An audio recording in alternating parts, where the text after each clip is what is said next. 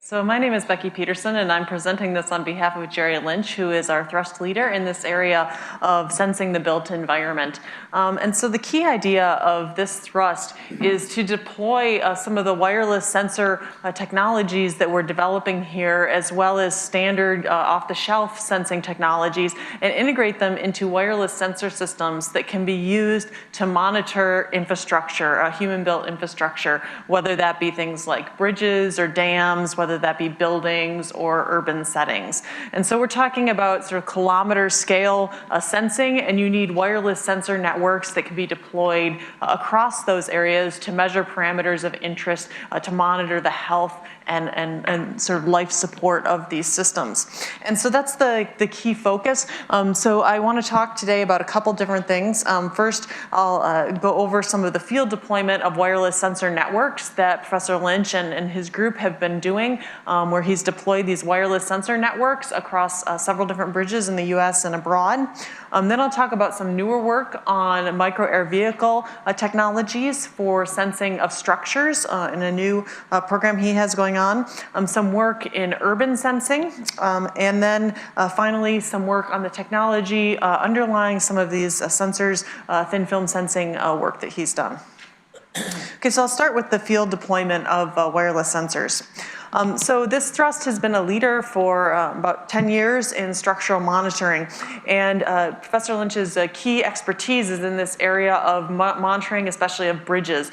So bridges are one of the key infrastructures of our society for all of the transport that we undergo, and in some surveys about 5 years ago, most of our bridges were rated a C or a D across the country. So they just got horrible ratings in terms of the quality of our bridges. It's one of those things that really needs a huge amount of infrastructure investment in order to upgrade our bridges, just like our highways and everything else, unfortunately, across the country. And so one of the key challenges is how do we monitor the health of these bridges? And so the current state of the art is literally to have somebody with an electronic clipboard going around checking the bridge, hanging off the side of the bridge on these various transporters, having to look at all of the different joints and assess rust and corrosion and everything else that's happening on the bridges. And so that's a very expensive, time-consuming effort, and that means that it only happens periodically. We can't monitor live what's happening on the bridges and see points of failure that might occur that would threaten both have economic consequences as well as loss of life, as we've seen in things like the Minneapolis Bridge collapse a few years ago. And so in this project funded by NIST, Professor Lynch and a whole team, including many people here at WIMS, have deployed wireless sensor networks on several different bridges, and two of those I'm going to start off by highlighting. First of all, the new Carquinez Bridge in California and the Telegraph Road Bridge here in Michigan. And then more recently, he's been expanding into the southeastern United States with some bridges in Arkansas and Tennessee. And so the platform for all of this sensing here is something called the Narada wireless sensor family. So there's sort of an army of sensors here in this picture on the screen. These are the Narada sensor nodes, which have things like accelerometers and weather sensors in them. And so they can be deployed across these infrastructures. In addition, this thrust in the past, we've reported work on vibration power harvesting in order to try to harvest local movements of the bridges in order to convert that to electrical power to power these sensors. And so we've reported on that before. I won't focus on that today, but that's been another historical effort within this thrust. So the new Carquinez Bridge, this is probably the largest installation of these Narada sensors. It's in the San Francisco Bay Area between the San Pablo Bay and the Carquinez Strait near the city of Vallejo. And the total bridge length is about 1 kilometer long. It's mainly these steel girders that go across. You can see the two towers in the picture here. Those are just hollow concrete towers, and then they have a beam in between them. And so this bridge goes all the way across this strait. It's located at the red circle there. And this is, of course, right in the middle of several important fault zones in the United States. And so MCE is the maximum considered earthquake. So that's the earthquake that we would expect to happen once every 2,500 years, but there's a 2% chance that it'll occur every 50 years, i.e. within one lifetime. And so these are sort of the earthquakes that we plan for. And you can see the magnitudes listed up there. They're magnitudes of 6.5 to 8. And so that's a big earthquake. And so we need to be monitoring these bridges, make sure that they are healthy and strong in order to withstand such a quake. So what has been done on this bridge? So a number of Narada nodes have been installed. You can see the little colored dots on this diagram of the bridge. And so there's all sorts of things installed. There are triaxial accelerometers measuring the movement of the bridge, both on the towers and on the girders. There is a climate station to monitor the wind and pressure and temperature. There is a potentiometer displacement on the girder to actually measure bending and stresses within the girder. And then within the interior of the girder, underneath the bridge, there are also several strain gauges. And all of this is communicating back through a tower. Up the star there indicates the Narada server, and there's two that are down below on the bridge deck. This bottom rectangle indicates the bridge deck. And then up here on the tower, there's another star. So these are the servers. And the way the system works is that the wireless sensor nodes collect the data, send it to the server. That's sent up to a cloud-based storage system, which then can be accessed from anywhere in the world, where we can live access this data and analyze it to assess the health of the bridge. And so this bridge has been instrumented for about 5 years now, and we've successfully demonstrated an entire year's worth of vibration harvesting on the bridge as well. So this has been a great test bed for showing the strength of this Narada technology. So in a more local demonstration, Jerry Lynch has used the Telegraph Bridge, which is a bridge that's about 40 years old here in Monroe, Michigan. That's over closer towards the lake east of us, about an hour. And so this is a standard cantilever bridge such as we see on overpasses all over the country, with steel girders and a ping and hanger construction. And you can see the risks of this ping and hanger construction right here, where the rust is happening around these joints. And so there's some serious, skipped ahead there, some serious deterioration that was already noted visibly on this bridge. And so what's been done is that we've put on a number of sensors on this bridge. Again, we're putting on things like accelerometers and strain gauges, as well as a server to relay the data. And so these 40 units have been on that bridge for the last 5 years collecting data that now we can model as a function of time and traffic, weather, and even the changes in the economy in the area. We can monitor what's happening to this bridge and how it's faring over time. And so a lot of this is looking at things like temperature load versus the stress load on the bridge. So now some newer projects that have just happened in the last year. Recently we've introduced sensors to the Parkin Bridge, which is in Parkin, Arkansas. And this is in the New Madrid fault zone, which is a fault zone that runs along the southeastern side of the United States. And this is sort of the second most active area geologically after the San Andreas Fault within our own country. And this is actually a railroad bridge, so it's a little bit different than the other two bridges, which are both highway traffic, automobile traffic bridges. And this is your standard sort of plate girder railroad bridge. You can see it in the picture there. We've all driven under 100 of those driving around the countryside. But this is, I see some moderate railroad traffic, and he's trying to monitor this as a risk management for the railroad itself. And so several different wireless systems have been installed here. Now we have these upgraded Narada nodes that have been installed. And again, he's measuring accelerometer, various load monitoring via strain gauges, and a speed detector also, so it can tell the speed of the train that's coming across. It's a little bit easier with trains than it is on this short span bridge than it is on the larger bridges. We don't have a great way to be measuring the speed of each vehicle as it goes across. On this railroad, we can now actually correlate what's happening in an event of a train passing, how fast it's going, how that affects the mechanical movement of the bridge. And so it's a trigger-based system that's triggered by these vibrations from the train. So this shows the installation.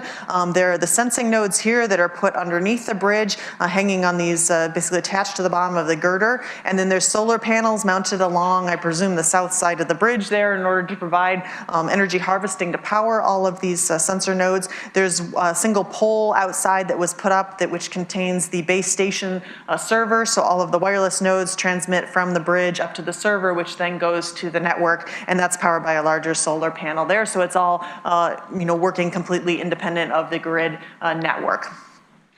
Okay, so that's the Parkin Bridge. Then the next installation is the Harahan Bridge, and that's in Memphis, Tennessee. This is a long span steel truss bridge that is sort of from an earlier era. It's been there more than 100 years, but it's still in excellent shape, and we still have quite a lot of these around the United States. We need to make sure that they are also in good shape. And it's again along this New Madrid fault zone. So it actually crosses over the Mississippi. River, and it's been installed just a few months ago, earlier this year, with 62 different Narada nodes to measure a strain and acceleration. And so I'm sure we'll be seeing the data coming from those bridges in future presentations. So now I want to talk about two new areas that this group is working in. One is in the UAV-based sensing of structures, and one is in urban sensing. So first, I'll talk about the work in UAV-based sensing. So UAVs, of course, are the unmanned aerial vehicles, the little drones that we see flying around, which you can now go buy in your toy store near you. And so these here, we're trying to use them with wireless sensor networks in order to do structural health monitoring. That's the SHM up in the title. And so we want to use it as he says here, multi-purpose agent. So something that can really serve a lot of different purposes within this one context of monitoring structural health. And so the key point is that the UAV brings a novel component of mobility to the wireless sensors. In our previous networks, like these bridges that we had, the sensors are all fixed in place, bolted down, connected to the bridge, and they're not going to change. Once they're on the bridge, they're there, and it takes a lot of coordination with the local DOTs and other people in order to go and change those locations. In a lot of situations, we might need to adjust the locations of those sensors or to look at things that are changing over time. And so here, we're going to use UAVs to accomplish that. So we put onboard sensors on the UAVs, but we also use them to drop remote nodes. And so we'll illustrate the operational plan here. So we have a UAV which is carrying a payload, and that payload is essentially a wireless sensor node. And so it comes and determines its location, spatially organizes itself, and drops its payload. Then it goes off, retrieves another wireless node, brings it in, and drops it into location.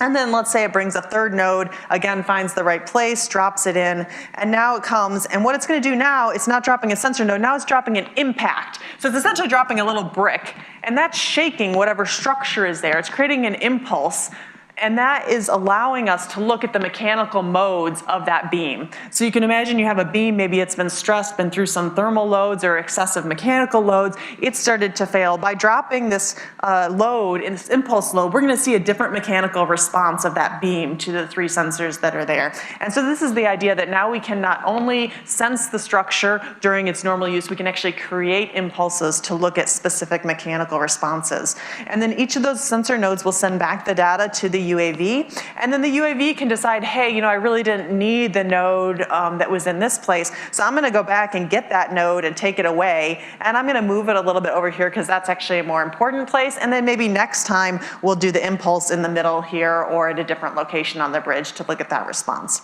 And so this is the UAV that they've built to work on this approach for structural health monitoring.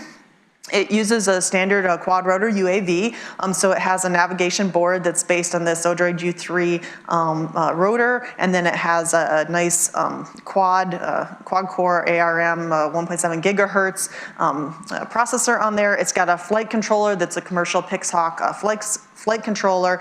It's then got a LiDAR attached to it down here, as well as a gimbal and a GoPro camera so that it can visualize where it needs to be. It also has an adjustable gripper to do that dropping and picking up that you just saw demonstrated that's not shown in this picture. And so this is showing a schematic of the communications within this device. So this block shows the UAV, and you can see we have the navigation board right here. We have the ROS stands for Robot Operating System, LCM is memory, and so we're communicating back and forth between the flight controller and the navigation board, and then between our two sight lines, camera and LiDAR, back to navigation. That's communicating with the ground PC via a Wi-Fi signal, and it's communicating to a remote controller through a 2.4 gigahertz signal. And so this entire size is about a foot on a side, and it can carry a payload of 1.7 pounds and has a vehicle weight with a battery of about 5.6 pounds for a flight time of about 15 minutes. So now that's the UAV. Now we might ask, well, what type of sensor node is it going to be dropping on a structure in order to interrogate that structure? And so this is based on a modified version of the Narada node. They're calling this the Martlet wireless node, and it contains a dual core processor with a control law accelerator, and it has a wireless communications that can go up to 500 meters away, so these can be across a relatively wide span of space, and they have a nice A to D converter where you can plug in different types of sensors and read them out, put them into the processor, and expandable flash memory. And so now what he's doing is combining these two technologies to use the UAVs to drop the sensor nodes and to see the impact. So now I'm going to show you a video of the controlled dropping of a weight. And so what you're seeing here, it's going to take off in a minute. You'll see the structure in a second. You see the shadow of the UAV over here. That's what's flying, and we're just looking at the camera pointing down from the UAV.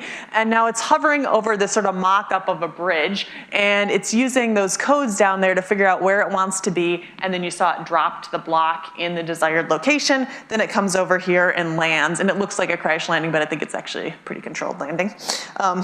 Okay, let's just watch that again because it's sort of fun. So it's on these concrete blocks just so it can hold its payload.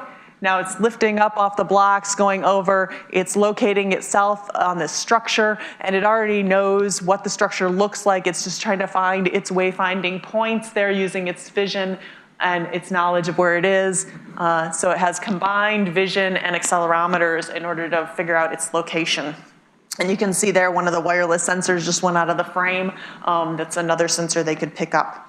Okay, so it's placing the sensors and it's dropping it. And as I said, it's using both its spatial registration based on the camera feed, and it's also using its accelerometers to figure out its approximate movement, so to essentially estimate its trajectory within a short frame. And so now you can see the red numbers up there are indicating that its known position, so what the controller, where the controller thinks it is within space. And so it's locating itself, and it knows its target position, it's lining itself up, and then it's gonna drop the block. So the orange is showing what it can see with its vision system, and then the red numbers are telling us what it knows about where it is. So this is a sort of slow-mo with added stuff on here. We'll see it drop in just a second. There it goes.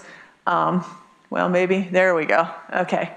It's falling down and lands pretty close to that desired code.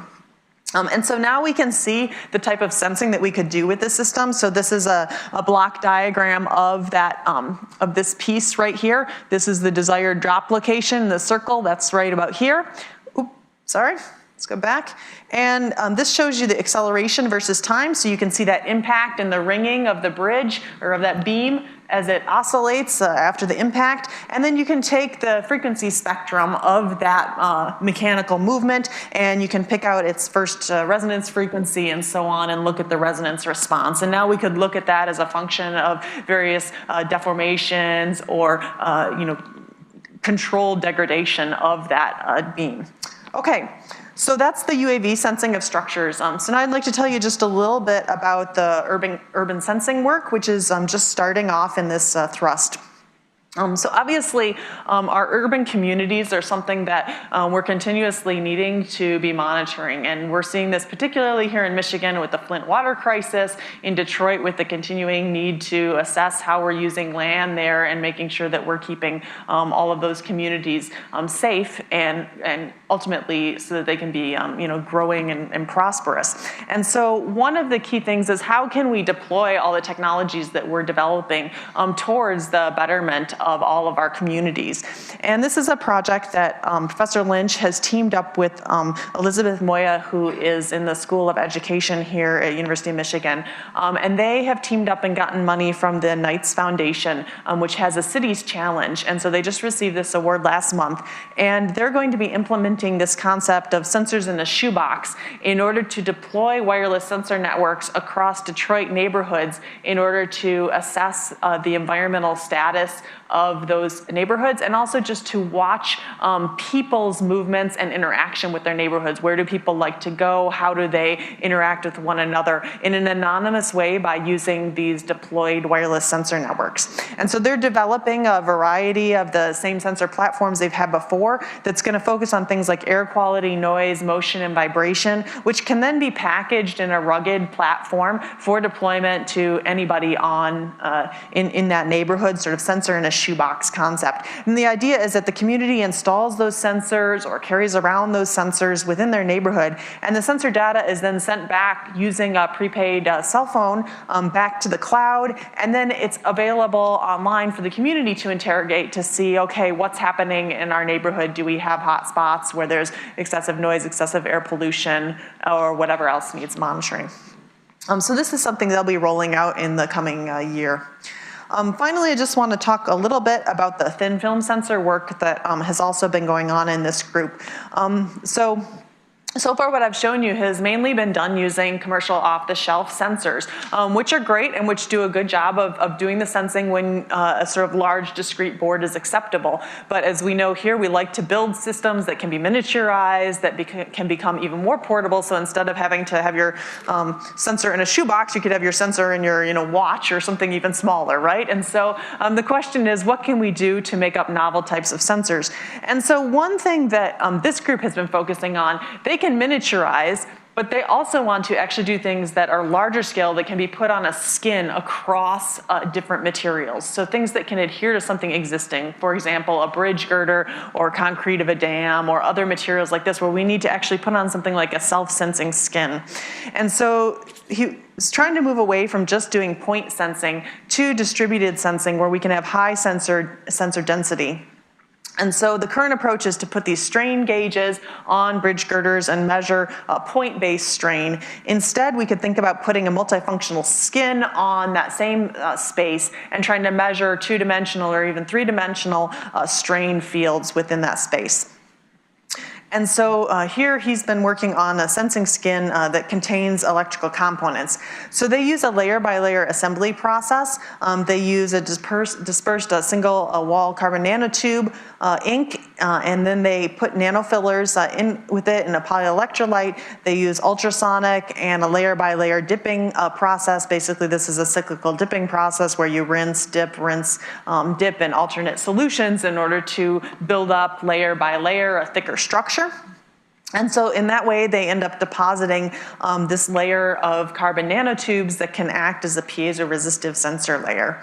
And so ultimately, they get between 25 and 200 layers of these carbon nanotubes, and the black area shows so the opaqueness of this multiple nanotube layer. So they take these nanotubes and then they test their mechanical properties using a standard piezoresistive test setup. So they're putting it in here, stretching it, and they're looking at the strain versus time, where they're oscillating the strain back and forth and comparing it to their standard strain gauge reference, which is the dashed line. And you can see that carbon nanotube film is responding in exactly the same way as their control strain sensor. So they've made a very nice strain gauge. And so then what they've done is incorporate this on top of a flexible substrate. So they've used a polyimide and parylene substrate combined with these carbon nanotube strain gauges here that are the black lines, and they've made interconnections using gold and copper. And patterning that all together, now they have a thin, flexible film that can act as a strain gauge. They've combined that with off-the-shelf electronics in order to amplify the signal coming out of each of these gauges, and then connected it with wires to the outside. And so they've tested this in structural components. This is a collaboration with a lab in Japan. And so they've mounted some of these strain gauges, again, onto a mock-up of a girder, and used a strain, then induced different strains on that girder and monitored the response, both with their carbon nanotube-based sensing skin, and compared that to the standard strain gauge. So these are two plots of the carbon nanotube change in resistance versus time, showing two different time profiles. And the orange lines here that are solid are the ones that are showing the strain gauges. The blue is the signal from the carbon nanotube. You can see, again, they're tracking very nicely together with their standard reference. And when you correlate the two signals, you can see there's a very nice correlation for both of these measurements, showing the accuracy of this carbon nanotube strain system. So with that, I'll just close there and say that this is an exciting area for WIMS to be working in, and this group has been supported by a variety of federal research agencies, as well as by University of Michigan internal funds and funds from WIMS. Thank you for your time, and I'm glad to try to answer any questions you have.